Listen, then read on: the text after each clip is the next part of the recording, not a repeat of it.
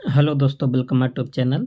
दोस्तों, आज आप सबके लेकर आए हैं यूपी ट्रिपल एससी के लिए 20 मोस्ट इम्पॉर्टेंट कंप्यूटर के क्वेश्चन। दोस्तों, इससे पहले बहुत सारा क्लास करवा जा चुका है। आप सब प्ले लिस्ट में जाकर सब वीडियो को ज़रूर देखें, ठीक है। तो किसी भी एग्ज़ाम की आप तैयारी कर रहे हैं यूपी ट्रिपल एससी के थ्रू, जिसमें कंप्यूटर के क्वेश्चन आते हैं। देखिए, यूपी ट्रिपल एससी से मेनली कितना क्वेश्चन कंप्यूटर का पूछता, 15 और 20 क्वेश्चन यूपी जी के, और बाकी आप सबका सब्जेक्ट पूछता है, ठीक है। तो इसके लिए आप सब प्ले लिस्ट में जाएं, वहाँ पर बहुत सारा क्लास लगा हुआ है कंप्यूटर का, मैराथन भी है और टॉपिक वाइज भी है। हर तरह से आप सबको क्लास मिलेगा, ठीक है। तो यदि आप नए हैं तो चैनल को सब्सक्राइब कर लीजिए और वीडियो को लाइक। पहला क्वेश्चन क्या है, कह रहा कि एआई का पूरा नाम आप सबको याद होना चाहिए, ठीक है। बहुत सारे एग्जाम ऐसे होते हैं जो एआई का पूरा नाम ही पूछ लिया है, ठीक है। लेकिन अब तो एआई बहुत ज़्यादा प्रचलित हो गया है। आर्टिफिशियल इंटेलिजेंस का मुख्य उद्देश्य मशीनों को इंसानों की तरह सोचने और निर्णय लेने में सक्षम बनाता है। बिल्कुल बात सही। एआई का उपयोग यही है कि मतलब इंसानों की जैसा सोच ले, समझ ले, ठीक है। मशीन लर्निंग एआई का उपक्षेत्र है जिसमें मशीनें डेटा से खुद सीखती है। ये भी बात सही है। ये देखिए लर्न अभी हाल के एग्जाम में पूछा गया 2025 के एग्जाम में, ठीक है। तो यहाँ पर देखिए दोनों स्टेटमेंट एकदम सही कह रहा है। तो आप सब कौन सा ऑप्शन लगाएंगे? सी ऑप्शन, दोनों सही है, ठीक है। तो आप सब यहाँ पर देख भी सकते हैं कि एआई का उद्देश्य इंसानों जैसी सोच विकसित करना है, और ईएमएल का मतलब मशीन लर्निंग एआई की शाखा है जो मशीन को डेटा से सीखने की क्षमता देती है। क्वेश्चन नंबर 2, देखिए क्वेश्चन नंबर 2 क्या है कि डीप लर्निंग मशीन लर्निंग की एक तकनीकी है जो आर्टिफिशियल न्यूरल नेटवर्क, इसी को बोलते एएनएन, इसका पूरा नाम आपसे पूछ लेगा तो आप बताइएगा। आर्टिफिशियल न्यूरल नेटवर्क, ठीक है, का उपयोग करती है। दूसरा क्या है, कह रहा कि डीप लर्निंग में ह्यूमन ब्रेन की तरह न्यूरॉन्स का नेटवर्क काम करता है। ये भी बात सही है। देखिए दोनों मोस्ट इम्पॉर्टेंट, ये जो स्टेटमेंट बेस्ड क्वेश्चन कराने का मतलब यही है कि आप सबको एक से ज़्यादा क्वेश्चन का आंसर पता चले, ठीक है, और आप सब का जो थिंकिंग पॉइंट्स है वो एकदम डीप में हो। तो यहाँ पर भी देखिए दोनों स्टेटमेंट एकदम सही कर रहा है। तो आप कौन सा ऑप्शन सेलेक्ट करेंगे? सी ऑप्शन, ठीक है। देखिए डीप लर्निंग, इसी को शॉर्टकट में डीएल बोल सकता है, मशीन लर्निंग की एडवांस तकनीक है। ध्यान देना, जो डीएल है, ठीक है, ईएमएल का मशीन लर्निंग का एडवांस तरीका है। इसका मतलब आप कह सकते हैं जो डीप लर्निंग होता है ना, नाम ही देख लियो, डीप लर्निंग मतलब एकदम डीप में लर्न करेगा, ठीक है। जिसमें एएन का भी आपको बताए थे, आर्टिफिशियल न्यूरल नेटवर्क का प्रयोग होता है। तो एएनएन का प्रयोग किस में होता है? डीएल में होता है। यह इंसानी दिमाग की तरह कार्य करने की कोशिश करता है। कौन? डीप लर्निंग में। क्वेश्चन नंबर 3 क्या है, एमएस वर्ड का उपयोग केवल ईमेल भेजने के लिए होता है। देखिए एमएस वर्ड का प्रयोग ईमेल भेजने के लिए होता है, तो बात सही है, लेकिन ये केवल शब्द लगा दिया। इसके माध्यम से आप डॉक्यूमेंट भी बना सकते हैं ना, बहुत सारा काम कर सकते हैं। तो पहला स्टेटमेंट गलत है, क्योंकि केवल ईमेल नहीं, बहुत सारा काम डॉक्यूमेंट को बनाना। दूसरा क्वेश्चन क्या है, कह रहा कि एमएस वर्ड का उपयोग टेक्स्ट डॉक्यूमेंट, रिपोर्ट और रिज्यूम बनाने में प्रयोग होता है। बिल्कुल बात सही है। तो केवल दूसरा आपका सही है, जबकि पहला आप सबका स्टेटमेंट गलत था, ठीक है। आप सब यहाँ पर एक्सप्लेन भी देख सकते हैं कि एमएस वर्ड एक वर्ड प्रोसेसिंग सॉफ्टवेयर है जिसका उपयोग ईमेल भेजने के लिए, जिनका प्रयोग यहाँ केवल रहेगा, केवल ईमेल भेजने के लिए नहीं। मेल मर्ज का प्रयोग इसमें होता है, जिसकी मदद से मेल कर सकते हैं, बल्कि डॉक्यूमेंट बनाने के लिए किया जाता है, ठीक है, लेकिन केवल ईमेल नहीं आप सब भेज सकते हैं। क्वेश्चन नंबर 4, देखिए क्वेश्चन नंबर 4 क्या है, कह रहा कि ईमेल में सीसी का मतलब कार्बन कॉपी होता है। आप सबको कई बार बताए थे। इसके माध्यम से अगर आप बहुत सारे लोग के पास ईमेल भेजते हैं तो सबको पता चल जाएगा कि ईमेल किसके किसके पास और गया है। ठीक है, इसका पूरा नाम होता है कार्बन कॉपी। एक होता है BCC मतलब ब्लाइंड कार्बन कॉपी। अगर आप इसके माध्यम से बहुत सारे लोग के पास अगर आप ईमेल भेजते हैं तो इसमें किसी को भी नहीं पता चलेगा कि ईमेल और किसके किसके पास गया है। तो ये दोनों में अंतर होता है। तो दोनों एकदम सही लिखा है, ठीक है, दोनों का पूरा नाम सही है। तो आप किस ऑप्शन पर जाएंगे? सी ऑप्शन पर। यहाँ पर आप सब देख भी सकते हैं, ईमेल में CC सभी को दिखाई देता है, जबकि BCC में रिसीवर को अन्य ईमेल आईडी दिखाई नहीं देती, मतलब गोपनीय रखता है। क्वेश्चन नंबर 5 देखिए, कह रहा कि डेटाबेस में डेटा को स्ट्रक्चर तरीके से संग्रहित किया जाता है। बात सही है। तो डेटाबेस मैनेजमेंट से क्वेश्चन है ना, डेटाबेस में डेटा कैसा होता है? स्ट्रक्चरल रूप में होता है। SQL का पूरा नाम आपसे से पूछा जा सकता है। स्ट्रक्चरल क्वेरी लैंग्वेज का उपयोग डेटाबेस प्रबंधन के लिए किया जाता है। ये भी बात सही है। तो यहाँ पर भी जो दोनों स्टेटमेंट है एकदम सही लिखा है। तो आप किस ऑप्शन पर जाएंगे? सी ऑप्शन पर। देखिए, डेटाबेस में डेटा को टेबल हो, रो हो, कॉलम हो, है ना, इस रूप में रखा जाता है। और SQL का उपयोग उसी को मैनेज और एक्सेस करने के लिए किया जाता है, जो डेटाबेस मैनेजमेंट होता है। क्वेश्चन नंबर 6 देखिए, क्वेश्चन नंबर 6 क्या है? कह रहा कि वायरस एक तरह का सॉफ्टवेयर है जो पूरे सिस्टम को नुकसान पहुंचाता है। बिल्कुल बात सही है। वायरस के माध्यम से अगर आपके कंप्यूटर में, आपके लैपटॉप में, मोबाइल में, तो जितने भी फाइल होते हैं ना, सबको नष्ट कर सकता है। ठीक है, और इसी को वायरस से निजात पाने के लिए एक किस सॉफ्टवेयर का उपयोग किया जाता है? एंटीवायरस का। और एंटीवायरस का प्रयोग क्या होता है? वायरस को रोकने के लिए, उसको हटाने के लिए किया जाता है। ठीक है, आप सबको बहुत सारे एंटीवायरस का नाम बताया था, जैसे नॉर्टन एंटीवायरस है। ठीक, तो यहाँ पर देखिए दोनों स्टेटमेंट सही है। तो आपका आंसर कौन सा बन जाएगा? सी बन जाएगा। ठीक है, देखिए, वायरस मैलिशियस प्रोग्राम होता है जो डेटा को करप्ट कर सकता है। इसकी निजात पाने के लिए, मतलब वायरस को हटाने के लिए किसका प्रयोग किया जाता है? एंटीवायरस सिक्योरिटी टूल का प्रयोग किया जाता है। क्वेश्चन नंबर 7 कह रहा कि साइबर सिक्योरिटी का मुख्य उद्देश्य सिस्टम और नेटवर्क को हमले से बचाना है। बिल्कुल बात है। जैसे साइबर सिक्योरिटी आज के समय में बहुत ज़्यादा बढ़ गया है ना, और साइबर अटैक केवल ईमेल के जरिए ही हो सकता है। देखिए, जो साइबर अटैक होता है ना, केवल ईमेल के जरिए नहीं होता, बहुत सारा, जैसे मैसेज हो गया, टेक्स्ट मैसेज हो गया, ठीक, बहुत सारा तरीका है। तो पहला केवल सही है, दूसरा आपका गलत है। केवल ईमेल नहीं है, ईमेल के माध्यम से होता है, लेकिन केवल ईमेल के माध्यम से नहीं होता। देखिए, साइबर अटैक कई तरीके से हो सकता है, जैसे मैलवेयर हो गया, फिशिंग के माध्यम से, रैंसमवेयर, है ना।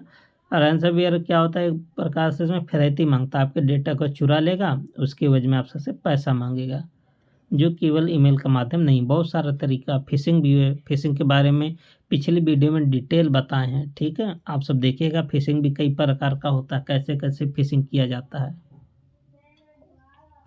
ठीक है। अगला क्वेश्चन क्या है? पेमेंट टूल से है। कह रहा कि यूपीआई मतलब यूनिफाइड पेमेंट इंटरफेस एक प्रकार पेमेंट टूल है। बिल्कुल बात सही है। यूपीआई का विकास गूगल द्वारा किया गया था। देखिए, यूपीआई का विकास गूगल नहीं किया है, भारत का पेमेंट सिस्टम है, एनपीसीआई ने किया इसका विकास। तो केवल पहला सही है, ठीक है, दूसरा आपका स्टेटमेंट क्या होगा? गलत। देखिए, यूपीआई का विकास एनपीसीआई का पूरा नाम याद कर लीजिए, पूछा जा सकता है। National payments corporation of India ने किया था, ना कि गूगल। गूगल का है, गूगल पे है, ठीक है। गूगल का कौन सा सिस्टम चलता है? गूगल पे चलता है। अगला क्वेश्चन क्या है? कह रहा कि एआई में नेचुरल लैंग्वेज प्रोसेसिंग, इसका पूरा नाम याद कर लेना, NLP, यहाँ पर देखिए लिखा है, का उपयोग ह्यूमन लैंग्वेज को समझने के लिए किया जाता है। बिल्कुल बात सही है। NLP का उपयोग चैटबॉट हो गया, ट्रांसलेशन टूल्स में होता है, ये भी बात सही। तो दोनों जगह इसका प्रयोग होता है, तो दोनों स्टेटमेंट क्या हो जाएगा इसका सही हो। तो कौन सा आंसर होगा इसका? C option.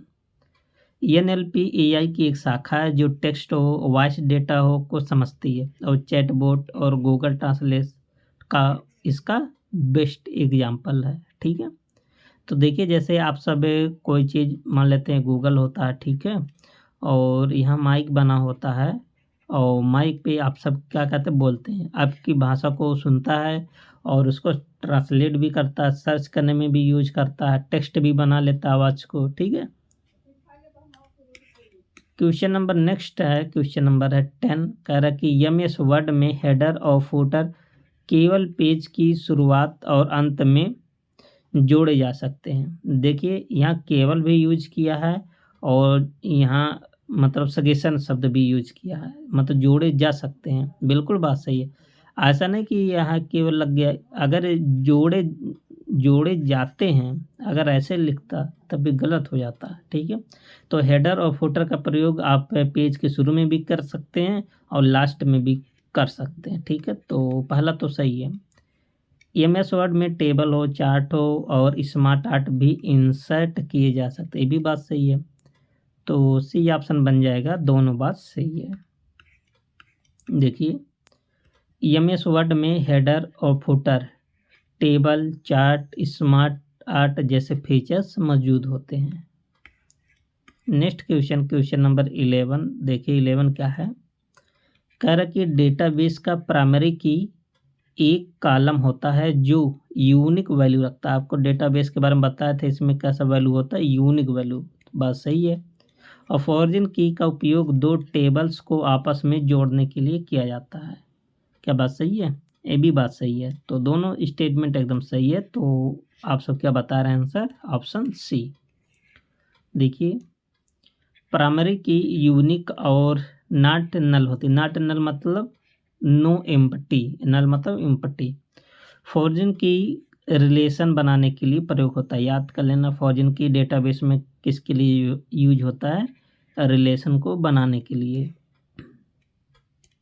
अगला क्वेश्चन कह रहा है कि वार्म एक प्रकार का वायरस है जो बिना होस्ट फाइल के फैल सकता है, ये भी बात सही है।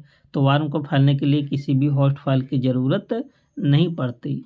और ट्रोजन हार्स अपने आप को सेफ सॉफ्टवेयर की तरह दिखाता है। देखिए ट्रोजन हार्स के बारे में आप सबको बताए थे कि आप सबको ऐसा फाइल लगेगा जैसे उपयोगी फाइल लगेगा, उपयोगी सॉफ्टवेयर लगेगा, ठीक है, प्रोग्राम लगेगा, लेकिन जब इसको आपके सिस्टम में घुस जाएगा तो इसके बाद पूरे सिस्टम को क्या कर देता है? खराब कर देता है। तो यहाँ पर भी दोनों बात सही है, तो सी आंसर होगा यहाँ पर। यहाँ पर देख भी सकते हैं वार्म सेल्फ रेप्लिकेटिंग होता है, जबकि ट्रोजन सेल्फ सॉफ्टवेयर के रूप में छुपा रहता है। ठीक है, सेफ सॉफ्टवेयर के रूप में छुपा रहता है।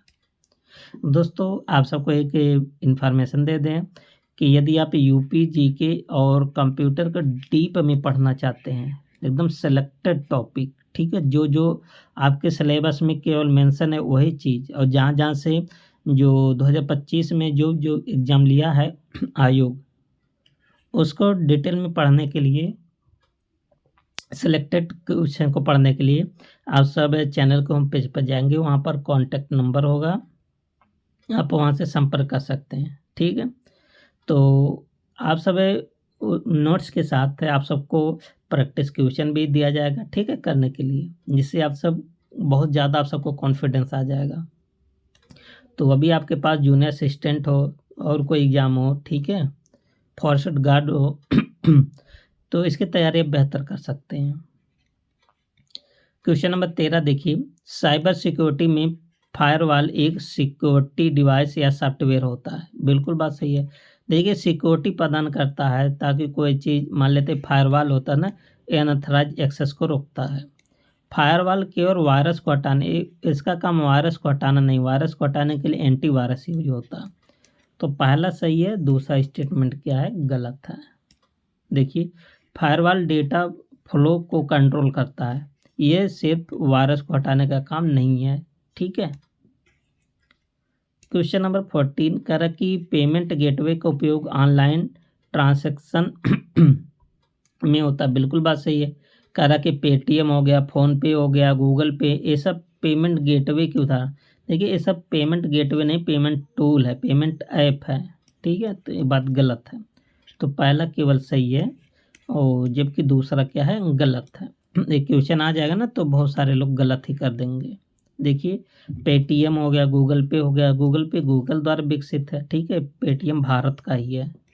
पेमेंट गेटवे नहीं है बल्कि पेमेंट ऐप है। पेमेंट गेटवे कौन कौन होते हैं, जैसे रोजर पे हो गया, पे यू हो गया, बिलडेस्क हो गया, ये सब क्या है, पेमेंट गेटवे हैं। ठीक है। क्वेश्चन नंबर 15 कह रहा है कि मशीन लर्निंग में सुपरवाइज और अनसुपरवाइज लर्निंग होती है। बिल्कुल बात सही है। एक होता है सुपरवाइज, अनसुपरवाइज, और एक होता है सेमी सुपरवाइज। सुपरवाइज में लेबल डेटा यूज होती है, अनसुपरवाइज में बिना लेबल डेटा यूज होती है। पहला तो सही है, ABBPU में पूछा गया था क्वेश्चन। ठीक है, और सुपरवाइज लर्निंग में लेबल डेटा का प्रयोग होता है, ये भी बात सही है, अभी आप सबको बता दिए। तो यहाँ पर आप सी ऑप्शन लगाएंगे, दोनों स्टेटमेंट सही है। देखिए सुपरवाइज में लेबल डेटा और अनसुपरवाइज में अनलेबल डेटा का उपयोग किया जाता है। ठीक है। क्वेश्चन नंबर 16 कह रहा कि ईमेल प्रोटोकॉल में SMTP, IMAP और POP3 शामिल है। बिल्कुल बात सही है। देखिए SMTP simple mail transfer protocol, email को भेजने का प्रोटोकॉल है, जबकि internet message access protocol email को प्राप्त करता है। पोस्ट ऑफिस प्रोटोकॉल ये भी ईमेल को प्राप्त करता है। मतलब एक भेजने वाला प्रोटोकॉल, ये दोनों रिसीवर हैं। तो पहला तो सही है। SMTP का प्रयोग ईमेल को रिसीव करने के लिए किया जाता है, ये बात गलत है। ईमेल को भेजने का प्रोटोकॉल है, तो केवल पहला सही होगा। ठीक है, ऐसा क्वेश्चन कई बार हम आप सबको पढ़ा चुके हैं। देखिए SMTP simple mail transfer protocol का उपयोग ईमेल को सेंड करने के लिए होता है, जबकि IMAP POP3 रिसीव करने के लिए प्रोटोकॉल है। ठीक है। क्वेश्चन नंबर 17 देखिए डेटाबेस नॉर्मलाइजेशन का उद्देश्य डेटा को रिडंडेंसी को कम करना है, ये भी बात सही है।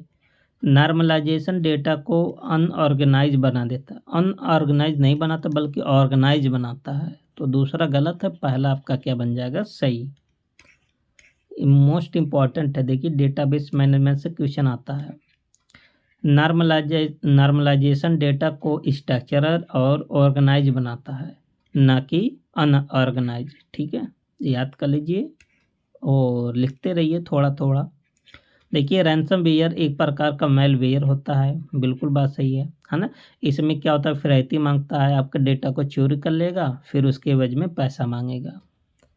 रैंसमवेयर यूजर से सिस्टम अनलॉक करने के लिए पैसे मांगता है, ये भी बात सही है।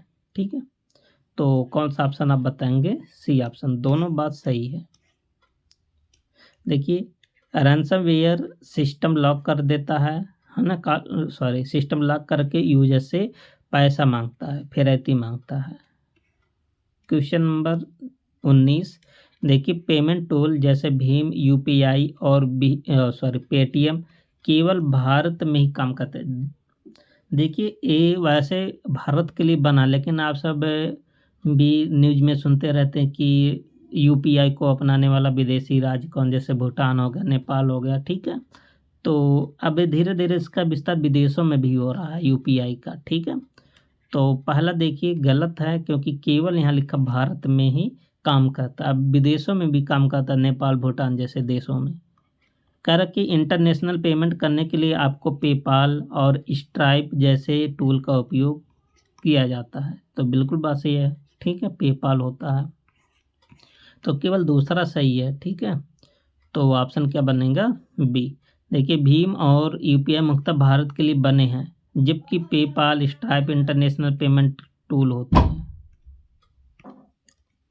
अगला क्वेश्चन क्या है, क्वेश्चन नंबर नेक्स्ट और लास्ट क्वेश्चन भी है, क्वेश्चन नंबर 20।